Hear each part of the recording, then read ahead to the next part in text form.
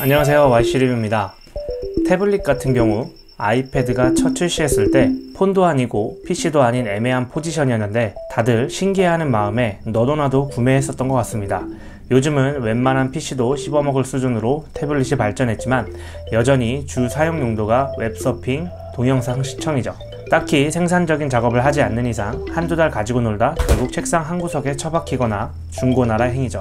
그렇게 생각해보면 폰보다 좀 더 크게 웹서핑을 하고 동영상 머신으로 사용하려면 굳이 5-60만원 이상을 주고서 구매를 할 필요가 있을까 생각이 듭니다. 물론 더 화질도 좋고 쾌적한 건 사실이지만 사용 용도로만 본다면 좀 더 저렴하고 가성비 좋은 태블릿은 없을까 찾게 되죠. 가성비 태블릿으로 유명한 파이어 HD 시리즈가 있는데 저도 그 제품을 구매하려던 찰나 눈에 띄는 제품을 발견했는데요. 바로 올드큐브 아이플레이 20라는 제품입니다. 제품은 아이플레이 20와 아이플레이 20 프로가 있는데 저는 프로를 구매했고요. 가격은 아이플레이가 125,000원 정도, 아이플레이 프로가 2만원 조금 넘게 비쌉니다. 거의 모든 스펙이 비슷한데 두 개의 차이는 램과 롬인데요. 가성비 쪽으로는 아이플레이 20가 더 나아 보입니다. 박스를 열어 구성품을 한번 보면 아이플레이 20 프로 태블릿 PC와 타입C 충전 케이블, 10W 충전기, 그리고 한국어가 포함된 다국어 사용 설명서가 있습니다. 태블릿인데 10W 충전기가 좀 아쉽긴 하지만 이 제품은 고속 충전을 지원하지 않기 때문에 큰 상관은 없는 것 같습니다. 저는 추가 구성으로 만원 정도 더 주고 강화 필름과 전용 케이스를 구매했는데요. 동영상을 거치해놓고 보려면 전용 케이스가 있는 게 좋습니다. 그리고 사실 강화 필름까지는 크게 필요가 없는 게 기본으로 필름이 붙어있기 때문에 그냥 기본으로 사용하시는 것도 괜찮습니다. 강화 필름으로 붙여서 사용해보니까 터치가 약간 좀 더딘 느낌이 좀 있더라고요. 그래서 저는 그냥 기본으로 사용하시는 거를 추천드리고요. 외형을 보면 디스플레이는 10.1인치고요. 해상도는 1920x 1200입니다.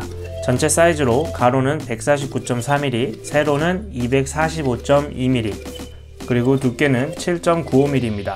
태블릿 무게는 510g으로 가벼운 편입니다. 사이즈는 성인 남자 한 손 그립에 꽉 찰 정도고요. 아이패드 6세대와 비교해봤을 때 디스플레이도 더 크고 가로폭이 더 좁기 때문에 휴대성이 괜찮습니다. 코닝 고릴라 글래스를 사용했고 화면에 물리 버튼은 따로 없고 상하 베젤이 좀 있는 편이지만 그렇게 걸리적거릴 정도는 아닙니다. 상단에는 전면 카메라가 있고 조도 센서는 없습니다. 그리고 오른쪽에 전원 버튼과 볼륨 버튼이 있고 케이스를 낀 상태에서 전원 버튼을 켤 때는 조금 걸리적거리긴 합니다. 좀 생뚱맞긴 하지만 상단 중앙에 3.5mm 이어폰 단자가 있고 왼쪽에는 심카드와 TF카드의 슬롯이 있습니다. 메모리 확장 같은 경우는 512기가까지 가능하고요. 하단엔 C타입 충전 단자와 양쪽에는 스피커가 있습니다. 스피커 성능을 한번 보자면 볼륨을 중간 정도 했을 때 볼륨이고요.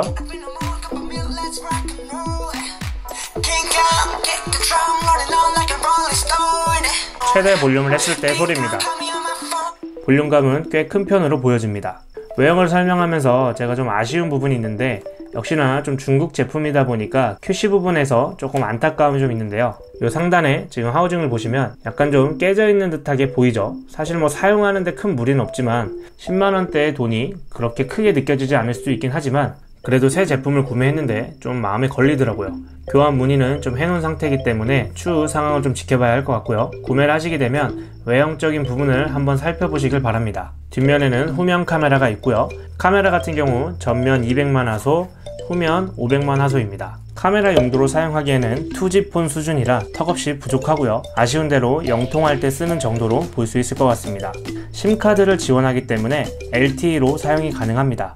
저 같은 경우 다이소에서 판매하는 알뜰 요금제 SKT망으로 된 걸 사용하는데요. 내비로 사용해야 할 경우 LTE를 사용해야 하기 때문에 저렴하고 간편한 알뜰 요금제 유심을 사용하는 것도 괜찮은 것 같습니다. 태블릿으로 뭐 얼마나 전화를 하고 통화하겠냐 싶지만 그래도 와이파이만 되는 거랑 LTE가 되는 거는 외부에서도 아무 때나 데이터로 사용할 수 있다는 그 편리함은 다르긴 합니다. 통화나 메시지는 잘 되는 편이고요. 단 SKT와 KT 라인만 가능하고 LG U+는 개통이 되지 않습니다. 참고해주세요. 스펙을 한번 살펴보면 유니 SoC 옥타코어 프로세서를 사용하고 기본 아이플레이 20와 램과 롬은 4기가와 64기가이지만 제가 가진 모델은 프로기 때문에 6기가와 128기가입니다. 추가 TFT 카드 확장 메모리 지원이 되기 때문에 용량 같은 경우는 여유있게 사용이 가능하고요. 배터리는 6000mAh이고 GPS나 메이다오의 위치 정보를 사용하고 구글 플레이 스토어를 지원을 하고요. OS는 안드로이드 10을 사용합니다. 긱벤치 마크로 측정을 해보면 싱글 코어는 149, 멀티 코어는 846이 나옵니다. 블루투스는 4.1을 사용하고 듀얼 밴드 와이파이를 사용하기 때문에 5G까지 지원을 합니다. 벤치비로 측정했을 때의 속도입니다. 사용해보면서 인터넷 속도가 엄청 빠르다 이 정도는 아니어도 다운받고 하는데 답답할 정도는 아니었던 것 같습니다. 화면을 보시면 시인성도 괜찮고 화면이 쨍한 화면을 보여주죠. 생각보다 괜찮은 화면에 가격대를 생각하면 첫 이미지는 괜찮았던 것 같습니다. 메뉴나 화면 넘기는 것도 나름 매끄럽고요. 버벅이지 않고 괜찮습니다. 그치만 터치가 살짝 안 먹을 때가 가끔 있는데요. 감압식이 아님에도 뭔가 가볍게 터치하면 아주 가끔 한 번에 터치가 안 되는 경우도 있습니다. 기본적인 설정이나 조작 같은 경우는 안드로이드 사용 제품들과 동일하기 때문에 큰 어려움은 없으실 것 같고요. 물리 버튼이 따로 없기 때문에 화면 하단에 뒤로 가기, 홈, 메뉴 항목을 볼 수가 있습니다. 아이플레이 20 프로의 사용 용도는 무거운 작업보다는 영상 감상, SNS, 웹서핑, 그리고 가끔 게임 정도가 될 것 같은데요. 우선 가장 많이 보는 유튜브를 한번 보면요. 화면도 매끄럽게 넘어가고 동영상은 별다른 끊김없이 잘 재생이 됩니다. 1080 프레임까지 지원을 하고요. 근데 단점 중 하나가 유튜브 앱으로 봤을 때 모든 영상이 그런 건 아니지만 저화질로 플레이가 되는 영상들이 있습니다. 개인 채널 영상 같은 경우는 1080 FHD까지 설정을 해서 시청이 가능하지만 주로 이런 방송가 쪽에 나오는 이런 클립들이 지금 보시면 품질 항목조차가 없습니다. 그렇기 때문에 저화질로 시청을 해야 되는데요. 이런 클립들을 주로 시청하시는 분들에게는 좀 아쉬운 점이 될 것 같습니다. 그렇지만 해결 방법이 없는 건 아니고요. 크롬에서 유튜브를 웹으로 들어가게 되면 설정 항목에서 이런 식으로 프레임을 조절해서 문제없이 고화질로 시청이 가능합니다. 해결 방법이 있긴 하지만 뭔가 좀 번거롭죠. 유튜브 앱으로 들어가서 보는 게 편하긴 한데 모든 영상들을 고화질로 보기 위해서는 크롬을 통해서 봐야 하는 그런 좀 번거로움이 있습니다. 그 외적으로는 화질도 괜찮고 영상 보기도 쾌적합니다. 인강 같은 거 볼 때도 이 정도 화면이면 충분하죠. 가로 사이즈가 그렇게 크지 않으면서 10.1인치 디스플레이를 보여주다 보니 책상에 놓고 볼 때도 자리를 그렇게 많이 차지하지 않기 때문에 휴대성도 괜찮다고 생각합니다. 넷플릭스 같은 경우도 조작하고 하는데 크게 버벅임 없이 쾌적하고요. 그치만 화질은 SD 화질만 지원을 합니다. SD 화질이 구릴 거라고 생각되지만 10.1인치 화면으로 보기에는 큰 무리는 없습니다. 고화질을 원하신다면 비싼 돈 주셔야겠죠? 그래서 넷플릭스도 무난하게 볼 수가 있습니다. 그리고 웹서핑을 할 때는 네이버나 크롬을 많이 사용을 하시죠. 심하진 않은데 스크롤을 할 때면 약간의 조금 끊김이 좀 존재합니다. 그렇게 썩 매끄러운 편은 아니에요. 그렇지만 웹툰 같은 거 볼 때는 크게 불편함은 없습니다. 잘 매끄럽게 내려가는 편이죠. 또한 멀티태스킹이 가능하기 때문에 화면 분할을 통해서 두 개의 창을 띄워놓고 사용이 가능합니다. 한쪽에서는 웹툰을 보고 한쪽에서는 검색을 할 수 있고요.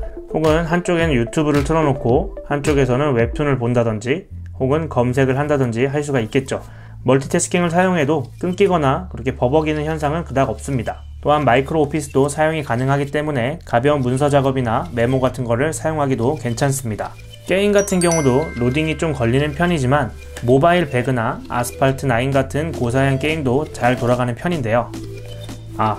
저 참고로 배그 할 줄 모릅니다. 저는 배린이조차도 아니에요. 그냥 할 줄 몰라요. 그냥 보여드리려고 그냥 킨 겁니다. 고사양 폰이나 태블릿처럼 매끄럽다고 할 순 없지만 그래도 이렇게 끊기진 않죠. 할만하다고 봅니다. 그리고 아스팔트 9입니다. 역시 로딩이 좀 걸려요. 게임 실행 후부터는 그래도 매끄럽게 잘 돌아가는 편인데 제가 게임을 좀 많이 하는 사람이어야 이게 좀 와닿으실 텐데 평소 정말 1도 모바일 게임을 안 합니다. 참 뒤쳐져 있죠. 다음은 클래시 로얄입니다. 게임은 안 하면서 들어본 건 많아요. 디펜서 게임에서 이런 렉 걸리면 참 답없죠.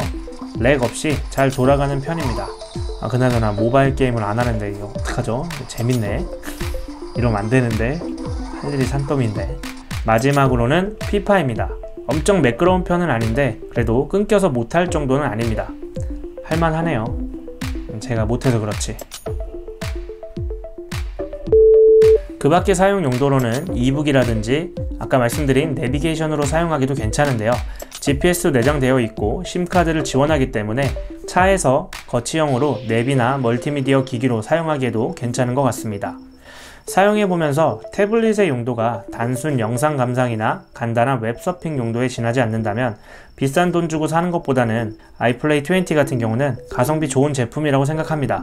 유튜브 앱에서 영상 시청 시 일부 영상들이 저화질로 재생이 된다는 단점과 넷플릭스에서 FHD급을 볼 수는 없지만 실제로 보는 데 있어서 큰 무리 없는 화질을 보여주기 때문에 정말 고화질이 아니면 못 참겠다 하는 분들이 아니라면 충분히 받아들일 수 있는 정도로 사용이 가능합니다. 태블릿 같은 경우는 처음 리뷰를 해봤는데요. 가성비 제품 하면 또 파이어 HD가 있죠. 제가 너무 학고 IT 유튜버다 보니까 제품 구입하는 데 있어서 좀 망설여집니다. 얼마 전 구입했던 갤럭시 워치 3 같은 경우도 내상이 좀 컸거든요. 이번 영상에서 반응이 좀 괜찮고 파이어 HD와의 비교를 원하시는 분들이 많이 계신다면 이번 달 용돈 그까이 거 좀 안 쓰고 한번 질러 보겠습니다. 네, 아이플레이 20를 구매하시는데 도움이 되는 영상이 되길 바라고요. 궁금하신 사항은 댓글로 남겨주세요. 저는 또 다음번 리뷰 때 찾아뵙도록 하겠습니다. 감사합니다.